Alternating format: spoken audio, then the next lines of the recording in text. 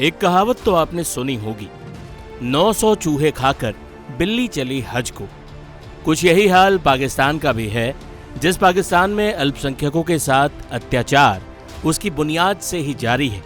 वो भारत पर आरोप लगाए तो हंसी और गुस्सा दोनों आना स्वाभाविक है। पाकिस्तानी पत्रकार जहां ज़ैब अली की बात सुनकर आपको यही लगेगा। पाकिस्तानी पत्रकार ने अमेरिका से भारत में कांवड़ यात्रा रूट पर दुकानों में अपना नेम प्लेट लगाने के आदेश का जिक्र कर दिया। इसे आधार बनाते हुए वो भारत में धार्मिक आज़ादी पर खतरे का सवाल उठाने लगे, जिस पर अमेरिकी प्रवक्ता ने पाकिस्तानी पत्रकार की होशियारी गुम कर दी। दरअसल पाकिस्तानी पत्रकार ने आदेश का तो जिक्र किया, लेकिन सुप्रीम कोर्ट के फैसले का नहीं। देखिए पाकिस्तानी पत्रकार की फजीहत का video. Indian media is reporting that in few states, the BJP government is forcing Muslims owners of restaurants to display their Muslim names at their eateries. But due to growing hate against Muslims, they fear it will bring more problems for them. What are your thoughts when you see such kind of actions by any government? So we have seen those reports. We have also seen the reports that the Indian Supreme Court on July 22nd issued an interim stay on the implementation of those rules, so they're not actually in effect now. Speaking generally, we are, as we always say, committed to promoting and respecting promoting and protecting, I should say, universal respect for the right of freedom of religion and belief for all anywhere in the world. And we have engaged with our Indian counterparts on the importance of equal treatment for members of all religious communities. Pakistani पत्रकार जहां ज़ैब अली यहीं नहीं रुके, उन्होंने एक और बेसिर पैर का आरोप भारत पर जड़ दिया कि कुछ लोगों को वीजा नहीं मिल रहा भारत में धर्मनिरपेक्षता की स्थिति देखने के लिए, तो भारत की निंदा यहां पर भी अमेरिका कर दे। उनकी यही ख्वाहिश थी। यहां भी पाकिस्तानी पत्रकार को अमेरिका से बेइज्जती का डोज मिला। देखिए। Urge Biden administration to list India as a country of concern. This request has been ongoing for the past 3 years.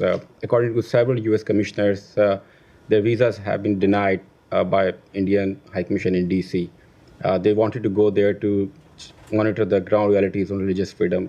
What are your thoughts on that? So I'm not going to speak to a specific visa decision. I'm not aware of the facts of those specific things. But when it comes to religious freedom designations, that is a process that we take seriously, and we announce the conclusions every year in our annual report. Pakistan जो बना ही धार्मिक कट्टरता के आधार पर है, क्या वो भारत को धर्मनिरपेक्षता का ज्ञान दे सकता है? कुछ आंकड़ों के जरिए पाकिस्तान की असलियत देखते हैं। 2023 में पाकिस्तान में अल्पसंख्यकों पर अत्याचार के आंकड़े जारी हुए थे।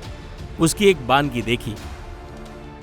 सिर्फ 2023 में पाकिस्तान में हिंदू और ईसाई लड़कियों से रेप और धर्मांतरण के 121 मामले सामने आए थे।